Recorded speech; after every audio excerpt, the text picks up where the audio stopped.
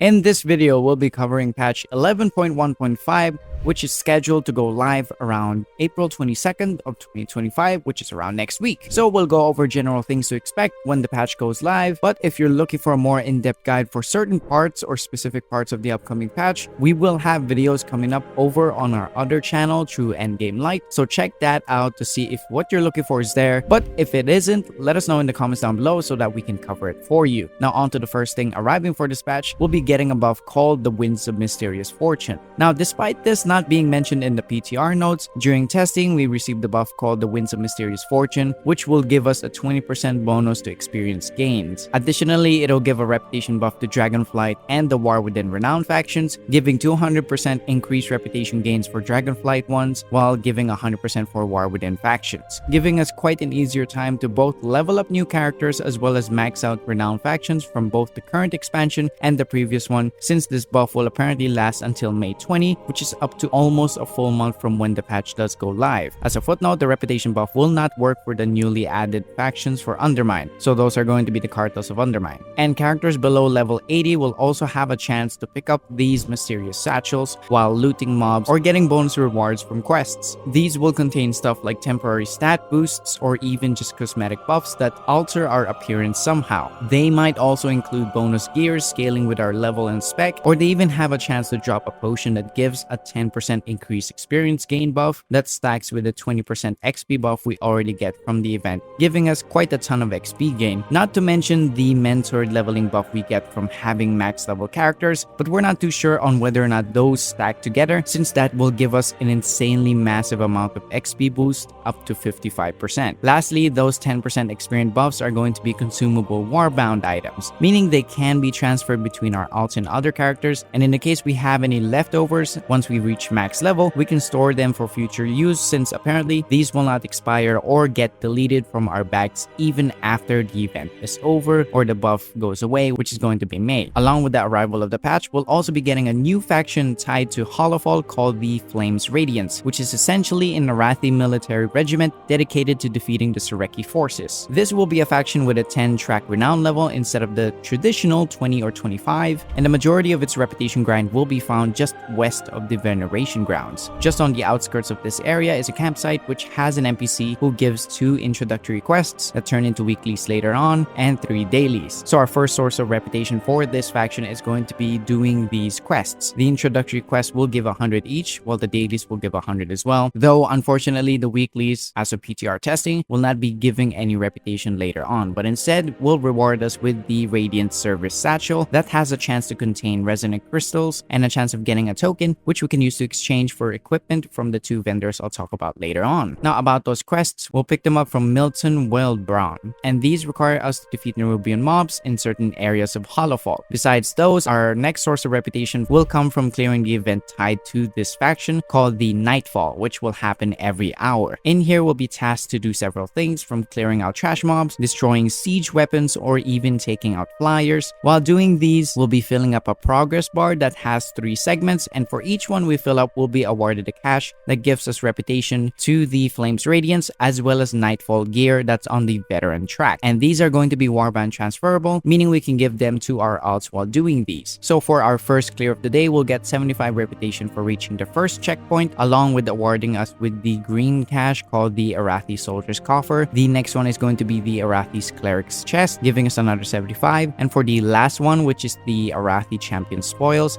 it will give us 350 reputation. As for the second completion of the day on either the same character or using an alt, we'll get 75 for the first 2 progress bars, while the third one will give us only 100. Currently on PTR, we can optimize this by sort of cheesing the event, and what we'll want to do is simply grind out the mobs whenever possible. That way we can fully cap the progress bar as soon as possible and then swap to an alt before the event finishes. To do this more efficiently, we can dedicate or allocate up to 3 alts, and we can have them log out by the camp or near the event, sort of like parking them there. Once the event starts, whichever character is there, we'll try to fill up the bar as fast as possible, and we can do this by either doing the objective that seems easy to do, but regardless of what objective is up, we'll mainly want to just grind out the mobs whenever possible. And then once the bar is filled up, we'll swap to our other character. With this method, we can at least do this event twice in 1 hour, in one cycle, especially since near the end of the event, a ton of Nerubians will spawn, giving us a ton of progress for the bar, and defeating the boss at the end will give us up to 30% of the progress bar. Now, as previously mentioned, the Flames Radiance will only have 10 tracks for Renowns, and each Renown rank from 1 up to 10 will have a reward purchasable from the Quartermaster at the main camp where we pick up our dailies. Nearby as well are these vendors that convert the Radiant Emblem of Service I mentioned earlier. With this currency, we can trade it in or convert it into a piece of champion tier gear, and these are going to give us gear that looks like the Halafol Arathi armor set, the orange and red one, but this one will be a purple one or a darker version instead. Next one up is a returning event that first went live back in patch 8.3 about 5 years ago. And to give more information on what kind of event this is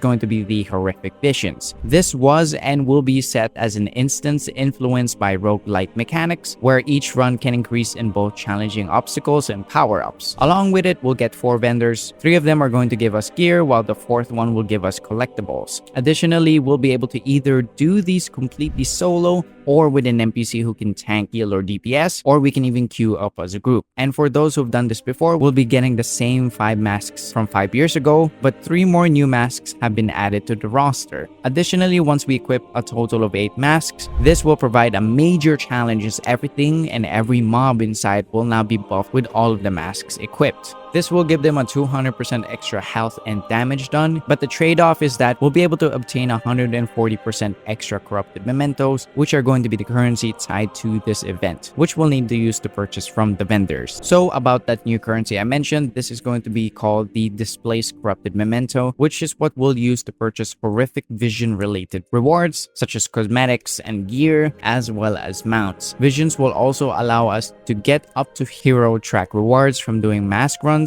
along with up to champion track warband gear. We'll also be able to unlock the ability to purchase corrupted helmet enchantments, and these are similar to the ones back from BFA, with things like the Twilight Devastation and the Infinite Stars making a return for use, but they will only be around for this patch alone, so meaning once 11.2 goes live, they will no longer be active. Keep in mind that although Horrific Visions is a part of patch 11.1.5, which arrives next week, the event itself will launch a few weeks after the patch drops around May 20th, which is 5 weeks from now. Now, as for the next content set to release for the upcoming patch, we'll have another event called the Dastardly Duos, which is scheduled to release on June 3rd, 7 weeks from now. Now, the event will stick around for a total of 6 weeks, with the event centered on boss rushing old encounters from the past. This event gives us a chance of getting cosmetics, toys, a mount, and gear. As a TLDR, there's 3 hubs for the event. One is going to be in Stormwind, another one in Orgrimmar, so the capital cities, and one is going to be in Dornogal. And these hubs will have 3 NPCs: Vinny Sweets offering weekly quests, Ziggy Maru, which is where we'll queue up from, and Wooden the Troll Servant, who is going to be the event's vendor. Before we jump into the event itself, we'll talk about the weeklies we can pick up from Vinny Sweets. First off, everyone will start with the quest, who are the Dastardly Duos, which will be a part of a 6 weekly quest chain that ramps up in awards. Upon completing our first weekly, we'll get a Dastardly banner toy, which is going to be exclusive to the event, and the Dastardly prize perks that contains champion tiered armor. From here on out, the weeklies will drop each reset, giving more rewards, and the prize perks alongside it, giving more champion tier gear. As for the next NPC, it's going to be Wooden, who serves as a pre-game buffer. From him, we'll be able to order food and drinks, which will buff players when they enter the event. Now, the effects will vary, but they mainly increase certain parts of our role. So if we're tanking, for example, it'll reduce our damage taken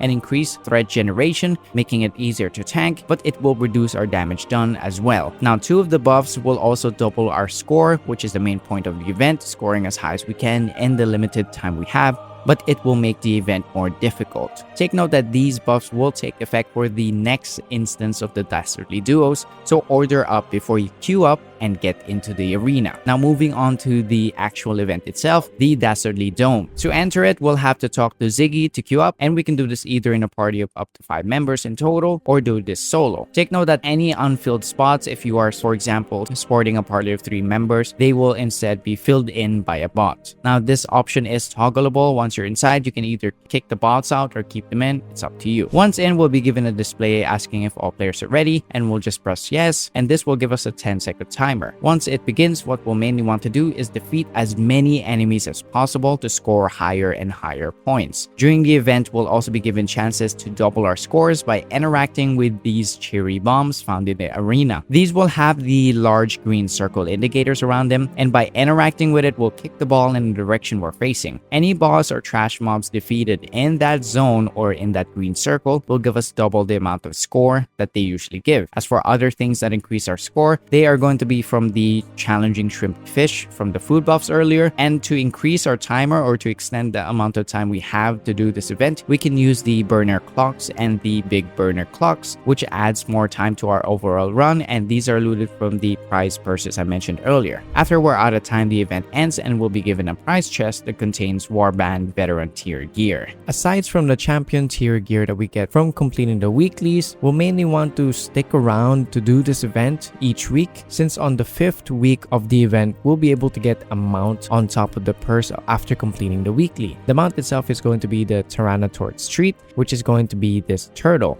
Now on to the topic of raids. For the Liberation of Undermine, we are apparently getting a new token that we can trade in for gear and potentially mounts, though at this point we are unsure of what exactly we can do with these or what we can exchange them with. These were supposed to be the Puzzling Cartel chips, which were supposed to be part of the Galigio Loyalty Rewards Club, but now it has become a separate track altogether. That's all we know about it. And this is supposedly going to work similar to the previous ones we had, such as the antique bronze bullions we can use back in Dragonflight to trade in for gear or goodies like mounts and cosmetics. And aside from the blue posted from Blizzard themselves, we'll only apparently get information about these Puzzling Cartel chips a bit later after the patch does go live. Lastly, before we end the video, we're getting a new UI feature that will act as a cooldown manager, or like a tracker of some sorts. This will make it so players will be able to track key abilities, buffs, or procs using no add-ons. You will also be able to personalize this UI or edit it using the edit mode option in our menus, and what we'll be able to see is essentially the important procs or key stuff that we usually want to keep track of. But take note, since this is PTR and Blizzard is still actively working on fixing this, there might be a few things that some players want or don't want viewed on the cooldown manager. So hopefully once this goes live, it will be more polished and nicer and more useful, I guess. But that's about it for this video. Do let me know down in the comments below what you're most excited about for patch 11.1.5, which is coming next week on the weekly reset. If you found this video insightful, do leave a like and subscribe. Thank you so much for watching the video, and I'll see you in the next one.